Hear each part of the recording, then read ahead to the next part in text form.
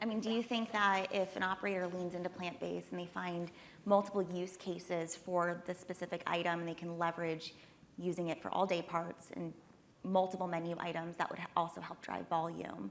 So that, you know, you put chicken breast on your menu, you're using it in a salad, you're using it on a sandwich, you're using it in all these different situations, leaning into plant-based in a very similar way, like the whipped cream and things like that Califia has, and crumbles and the buns and the burgers and things like that. So I think we do find that. I think we'll have partners that will take even our burger patty, which is, you know, a quarter pound or a third pound burger patty, and they'll not only use it as a burger item, but then because it's portion controlled, they can actually turn it into meatballs or to use it as a crumble. So I think that's the nice thing about the versatility of a lot of these products is you can use it in all of the applications that you would your more traditional animal protein. Are you finding that some operators are blending? Because consumers are open to the idea of having a blended concept with plant-based and animal-based foods. Are you leaning into that as an opportunity as well? Blended in terms of? Like using, like, I don't know, 40% animal-based with 60% impossible for a meatball, for example. I mean, to each their own. I think, you know, whoever wants to use it however they want will be supportive of it. You know, I've actually seen one concept out in California, Mendocino Farms, and they actually do like a salad crumble topping, and they'll actually mix it with some quinoa. So it kind of gives it a little bit of a crunchy texture. And I would imagine for them, it helps them kind of cut down on some of the costs. So that's the way that they've been creative with it. You can subsidize it as well. Hannah, I'm just going to pipe in about, I guess, price, which I'm talking to my other food service operators out here. Hold these guys to account. They all want to sell their product off the shelves in retail, and so they put a lot of marketing bucks towards that, right? And that drives their general price up.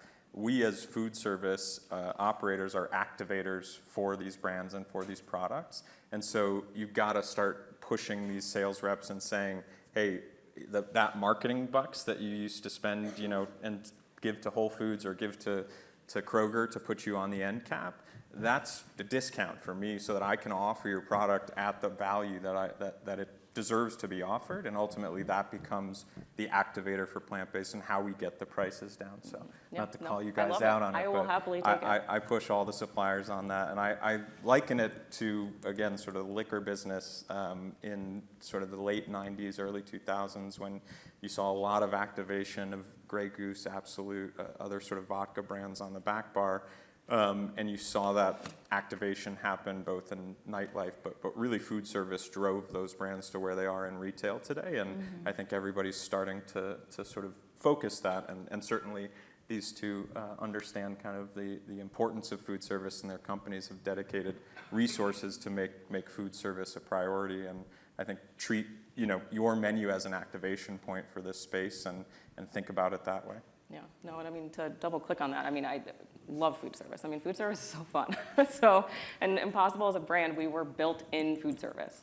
You know, and that was a part of our strategy was restaurateurs, chefs specifically, are gonna have the best experience with our product, and they're gonna create such a wonderful experience with our product for consumers. And so that was our growth strategy, was to focus on restaurants. So I'm here for it. Yes. And 45,000 locations are here for it too. So it's really impressive. I can't get over that. So moving along, Ilana, I'd love for you to kick this one off. So we saw from the audience that they have engaged in doing limited time offers and campaigns around plant-based. For those that have restaurants that are not plant-based, but they're looking to bring it on the menu or incorporate it in some shape or fashion, what are some other ways that they can market that to a new guest? Yeah, definitely. I think, you know, as we already talked about, kind of like making something special, making the plant-based option the most delicious item on the menu. When you're trying it, being like, this is something I would want to eat, and making sure that that much effort is being put into the item instead of it just being like, out of the 5 proteins you're serving for like a build your own salad or bowl, and one of them is plant-based, it's just, you know, chickpeas, making that really exciting so that the customer is enticed to buy it. Another thing I think is, we've talked a little bit about this, kind of reframing the narrative about what that plant-based item is for. If you're sitting there saying, okay, we need to cover the demographic just for the vegans and vegetarians that are coming into our business, you might create a slightly different product than if you were looking at this product is for everybody. So what is the most popular item on my menu currently? How can I make a similarly delicious plant-based version of that, or a similar item that we think might sell as well? A lot of times folks tend to kind of put vegans and vegetarians in this certain group, and if we're creating items just for that demographic, that might not sell as well as your other items. So making sure it's an item that fits the profile of the rest of the items you're serving is really important. We work with institutions, and we're typically, we'll talk to a chef saying, we'll put this like vegetarian stew on the menu, and I'll look at the rest of the menu and say, this doesn't really match. Like, if that's your demographic, great, but if you're mostly serving burgers and hot dogs and fries, make a really delicious plant-based item that matches that profile. Another thing that we work on is creating a space where plant-based is the default, and that's really taken off in the coffee space recently. So if you are serving coffee or other drinks, making oat milk the default option for the drink, so that if a customer comes up and orders a latte, it comes with oat milk unless they request dairy milk, is another way to really feature plant-based items that's coming to the forefront. Blue Bottle Coffee, Stumptown Coffee in Portland, Pachamama in California. There's coffee shops in Asia starting to do this. That's the most inclusive way to serve products, and it also helps the customer make the more sustainable decision. So if that's important to your ESG goals as a business, to maybe look at stations that you're serving where you could make the plant-based option, whether that's a food or a beverage. The default is a new idea that's coming out, so keep your eye on that space. Yeah, it's very exciting. And one thing that seems very obvious, but if you launch a new menu item, you're probably sampling it to your guest. If you're a full service sit-down restaurant, the chef might come out and put it on the table. So doing that really helps enhance the awareness aspect of plant-based items as well, especially if it's to a flexitarian or someone who may not be actively engaged in plant-based on a daily basis, getting them excited with something flavorful through sampling. It's simple. So let's go into cheese. So Ben, I know you have a lot to say about cheese, but plant-based cheese is really the final frontier. We hear it all the time, oh, I can't go fully plant-based because I love my cheese. But there's been a lot of developments over the year, and we were talking this morning, you've gone through 6 different brands of cheese throughout your journey. So talk to us about what you're finding to be an enhancement. What are you actively using now, and what are some of the things that have kind of grown within that category? Yeah, so in general, being part of such an innovative supply chain space, we taste everything we can possibly get our hands on, and I think we taste a lot of really terrible product. We taste a really lot of delicious product that has no ability to scale and has no ability to serve us across markets. So there's definitely delicious, incredible plant-based cheeses out there. There's some plant-based cheese shops and some of the sort of coastal markets that you can try some of those really artisanal plant-based cheeses. So that's there. For our purposes, again, is for sort of fighting these suppliers who were so focused on retail. So a scalable cheese supplier who we're with now, Upfield Brands and their ViaLife product, they had a slice of American cheese that was competing with that sort of Sargento cheddar pack in the grocery store, and what that meant was it was 0.3 ounces heavier than any kind of American slice available to a traditional fast food place in the food service market. And what does that mean? It's not going to melt as fast, it's not going to melt as well, and it's not going to sort of shingle over the burger as well. And so I think these companies are starting to understand food service as a segment specifically. 2 weeks ago, we just launched ViaLife's Fast Melt Slice, and it basically does sort of melt in your hand as you kind of keep it out, like your classic Land O'Lakes. And again, they dropped the ounce count by 0.2 ounces, and that gives better pricing and price parity towards this slice, and that's really kind of our core product.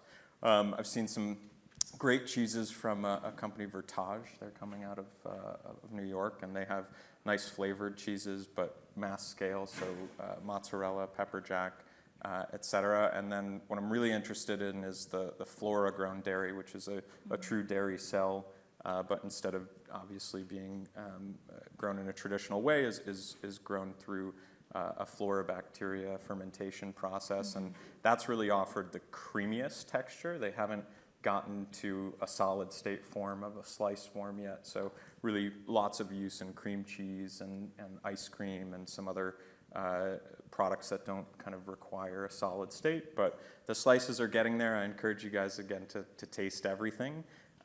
One of the things that we definitely stay away from, and I encourage everybody to stay away from, is sort of introducing allergens because of that slice. And certainly our customer who's looking for plant-based often is looking for an inclusive experience across the board. So allergen friendly is a big component that I would stay true to when you're introducing plant-based products on your menu.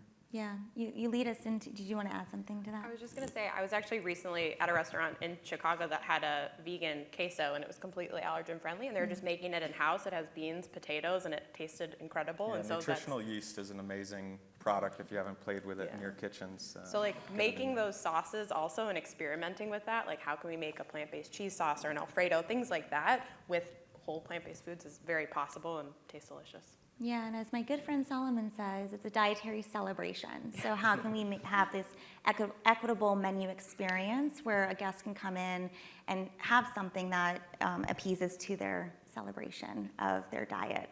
I love that. That's stuck with me for years. So going into allergens, how are manufacturers, I mean, you guys leverage almonds and nuts and coconuts, and if there's soy, are you guys pivoting away from allergens? Like from a manufacturer standpoint, what does that look like from kind of combating those allergens? Yeah, it's interesting. I mean, so our base protein is in fact soy. And for us, the reason why we chose soy was because it's the most prevalent protein, not only in America, but also the planet. And so for us, it was, again, focused on finding the best tasting product, and then, making sure that we could scale. You talked about how there's a lot of great products out there, but can they scale? And so for us, that was, big reasons why we went down the pathway that we did. But, we actually, when we first launched our product, it actually had wheat protein in it. And that was something that we recognized was a barrier. And so we actually formulated the wheat protein out of the product. And so it is, certainly top of mind for us. I think at the end of the day, we're trying to make the best tasting product. And trying to figure out how we can navigate allergens as well in that process. Yeah. Well, Califia Farms is in a space where we are replacing or moving into competing with what is already an allergen. And so from a dairy perspective, dairy is an allergen for a lot of folks. I'm not going to go into lactose and learnings on that, but we're in a space where what we've chosen to do as part of our mission statement is without compromise. And so without compromise means that it's got to have the right mouthfeel, it's got to be flavorful, and it's got to perform in a culinary format when we lean into that space, where we lean into that space. And part of that is being agnostic from a base perspective. So we have almond milk. Clearly, almonds are a tree nut, and so for some, those are allergens. But we don't shy away from almonds. It's use cases where we're trying to open up the opportunities. So whether that's oat, whether that's coconut, that's fava, and really looking at how we can use blends to address needs from a culinary perspective, as well as offer those allergen-friendly and or allergen-free options. So for us, it's, I think, use case again. And as we lean more into what plant-based dairy can be, we're going to ensure that as it becomes something that you'll see in K-12 and or healthcare, allergens are things we're going to want to avoid at all cost. But again, almond is something that is the number one plant milk out there, and we believe it still has its space. I want to add to that because something I think that's really important when you're looking holistically at a menu is not just saying we want our vegan option to be allergen free, like no gluten, no soy, no nuts. You might create an option that some people will like, but I think what's more acceptable nowadays is to have enough vegan options that some of them are allergen friendly for different people. So not shying away from almond milk because it's an allergen, but saying we're going to offer almond milk and oat milk and coconut milk, and the same when looking at a menu, have a vegan option that has gluten, have a vegan option that has soy, but just have different options for different people. I can't tell you the amount of times I've gone to a conference and like the vegan meal is just the no allergens, like no flavor, and so like trying to get out of that space and making sure that we have enough items that fit dietary restrictions but are also delicious. Yes, dietary celebrations. Yes. So let's lean into, we hear ESG and a lot of companies are trying to enhance their environmental sustainability goals, and it's more than just a buzzword. So how can plant-based really help transition a restaurant's ESG goals at a larger scale? You want to kick us off, Ilana? Yeah. So I would say, especially in the food service space, when we're looking at Scope 3 emissions, I would imagine that animal products is probably a large portion of everybody's Scope 3 emissions if you're tracking that right now. A lot of times we hear beef is obviously more resource intensive. It emits 20 times more carbon than most plant-based proteins, but chicken also emits about 7 times as much carbon as other plant-based proteins. So just keeping that in mind, that really, anything you can do to blend products like we talked about earlier and do sort of like a 50-50 mushroom and beef burger or blend Impossible in there to help lower those emissions and help nudge consumers towards choosing the plant-based option, the better. Plant-based protein also accounts for most of the world's protein, but animal products account for most of the protein emissions. So to just keep that in mind when you're menuing, that if you're trying to meet carbon goals, if you have ESG goals you're looking towards, the more plant-based products you put on the menu, the closer you will come to %. And then, are there any ways that restaurants can measure and promote that to the guest? So the guest comes in and make it that plant-based option. Is there a way to say, I know Just Salad does this pretty well. They have it front and center. You get this meal, you're saving this much. It's interesting. So I think the research on that is still a little iffy. What we've found is that if you want to do climate labeling, something like a red, yellow, or green light can work. But if you're telling the consumer you're saving 0.7 kilograms of carbon, people don't really know what that means. We've also found that people associate climate friendly with less tasty.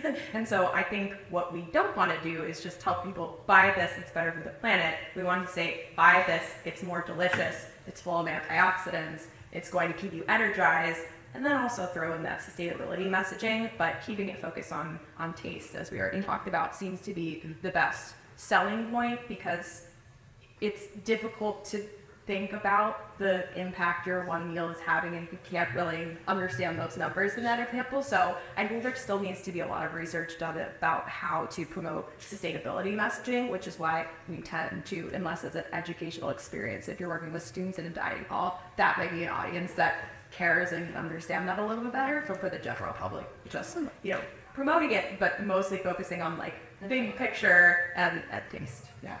Then I'll just add that, I agree climate change doesn't taste good, and we've tried to pitch it with 1,000 different ways to people. It's the value prop to why to try our experience, and it literally just never worked. Not outside of 2 months of the year, which is January and April.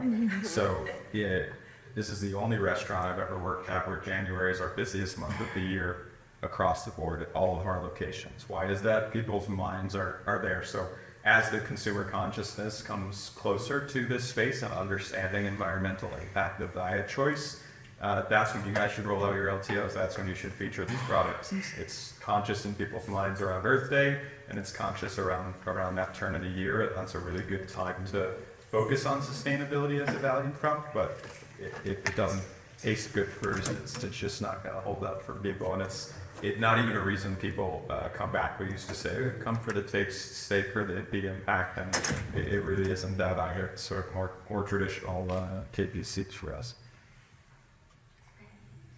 So we will open up the panel for any questions in the audience. We have a few more minutes. If you guys have questions. How are you seeing kind of that trend? Because when I often talk to people, when it's going to other fast casual QSR restaurants, they're going to indulge in that sort of occasion. So they're not, even though they're flexitarians, they're doing their meatless Mondays, they're decreasing their amount of, regular animal protein.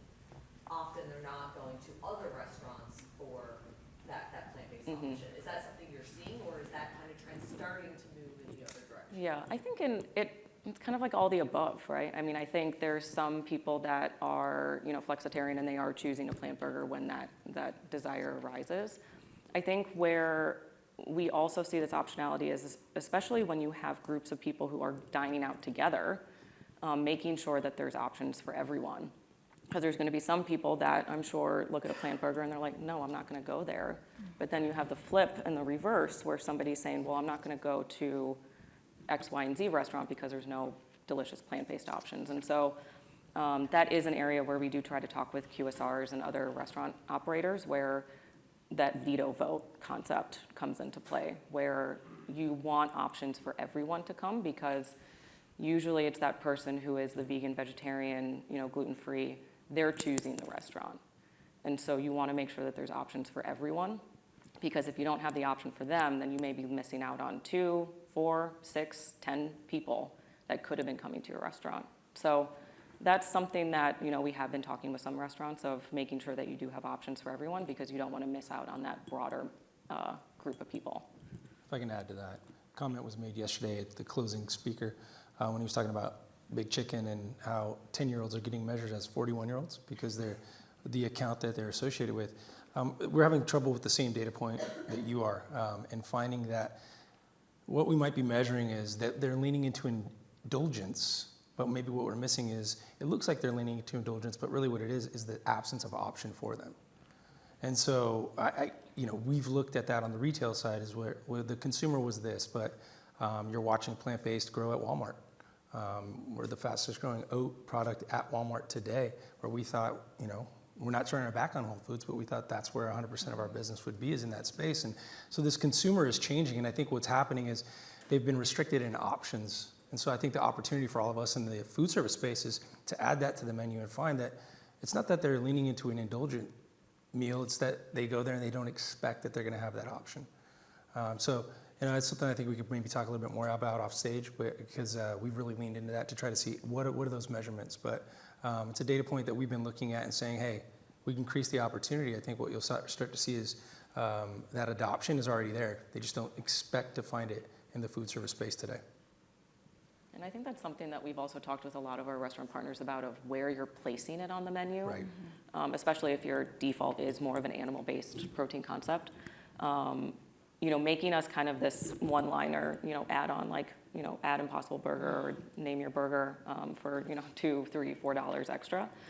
It gets lost, and a lot of people will not be looking for that. And so, especially when we first launched with a lot of these different restaurant partners, we were so focused on making sure, like, make it a hero build, make it something that people want to celebrate, and that's going to lead to more people choosing this option. Because what you'll find is, if it's kind of at the bottom of the menu, or if it's in this, strictly vegan, vegetarian section, a lot of people aren't looking for it there. And so that's been another bit of education that we've tried to have with our restaurant partners. Yeah, and you hit on the nomenclature too, Great of question. like, leaning a little bit away from veganism, because veganism is that whole encompassing lifestyle, and consumers are really leaning into plant-based. So you don't have to be a vegan to eat plant-based. And that's another way that operators can engage with a wider set of consumers and kind of provide some optionality by just how they're naming it on the menu and not having it on a separate subset menu. Yeah. There's a question right over there. Yeah, quick. I had a little bit of a follow-up question from what you were saying. How are consumers thinking about vegetarian, vegan versus plant-based? So we have an Indian concept, half our menu is vegetarian. It's Indian fast casual. How are people thinking through that? That's a good question. I think, how are people thinking about vegan, vegetarian? I think, I think it's interesting. Like Vegetarian versus plant-based. Do I need Yeah. a plant-based option, or is half my menu being vegan, veg? Is that because just Indian cuisine lends well to that? it does, it does. Or how are people kind of choosing one or the other? We have some data, so we lean very heavily in letting data, I'm almost done, inspire action, and consumers do gravitate more towards plant-based versus vegan. Vegetarian could still have some animal-based products in there, so that might be something that you want to identify outside of plant-based, but I'd be happy to share that report with you, and you can kind of see what the consumer Can I add one says. comment to that? So it's an education, right? And so we're at this point right now where the opportunity for education, the onus is on us, but I think it's partnership. You think of legal standard, so different category, but Healthy Choice, when Healthy Choice came out, Healthy didn't have any legal standard around it. It's kind of, what is healthy? What does that mean? Lower in fat, what does that mean? And plant-based today, really the opportunity in education is plant-based is anywhere where you're replacing what used to be an animal protein. Solid has always been plant-based. There's ketchup companies marketing themselves as plant-based, right? And so I think the opportunity is educating what plant-based is versus vegan and vegetarian. And for us, you know, the vegan word, while we are a vegan option, there's a lot associated with that word historically, right? Some people, there's maybe shame associated with that, and in that a lot of folks have leaned in like, if you are not this, then you are this. And so it's really, I think, a collective opportunity, and I'd say the next 2-3 years, you'll see more and more identifying what plant-based is versus what it is not. And really because of the rise of plant-based, a lot of folks who are not maybe, you know, salad is grabbing on and saying we're plant-based. So I don't know if that answers the question, but it's an education piece for us to really get the consumer to understand what plant-based is and what it is not. Yeah, and what I would say is if you can find something that is an iterative version of an animal-based product and it's just as delicious, if not more, put it on your menu, but I think you're fulfilling the need to have plant-based products if you're an Indian restaurant in general. And I'll just say it's nomenclature. The word vegan is scary. It represents a lot more, and it represents a lot of exclusivity to a lot of people, especially a mainstream audience. And so bringing that word to what we all need, which is a broad-based demographic of customers, doesn't make a lot of sense. It creates an exclusion in your marketing, and that's not what you want to do. It can be polarizing. And I would also say, you know, I don't think you're labeling like each item like vegetarian this, vegan that, but you know, even having a separate section vegetarian and then like the normal menu, there are a lot of people who like if a chana masala is on the menu, they might be like, oh, I'm not even looking over there because that's for the vegetarians. And so if it's just listed in the regular menu and has a small icon that denotes vegetarian or vegan, we try to help people move away from that because we'll see sales change drastically if they say like vegan black bean patty to just like roasted mushroom and caramelized onion black bean patty, you know, that's gonna do better. And so if you can focus on those flavors and just like you said, those dishes that are naturally plant-based without calling them out as such, it would be interesting to see the difference in sales. Yeah, Right. I think. Right, guys, Thank I have you. the unfortunate role of having to hook your Yes, panel. we're so getting kicked off. 15 So- minutes over. If Yes. anybody wants to ask some Thank questions, you. I'm assuming you guys will be out in the hall afterwards. You can Yeah, talk. and go ahead and Okay. scan QR codes if you guys want to connect with any of these beautiful minds. And we also have an industry partner platform where you guys can get connected with all of our members at PBFA. Thank you. Thank you. Thank you.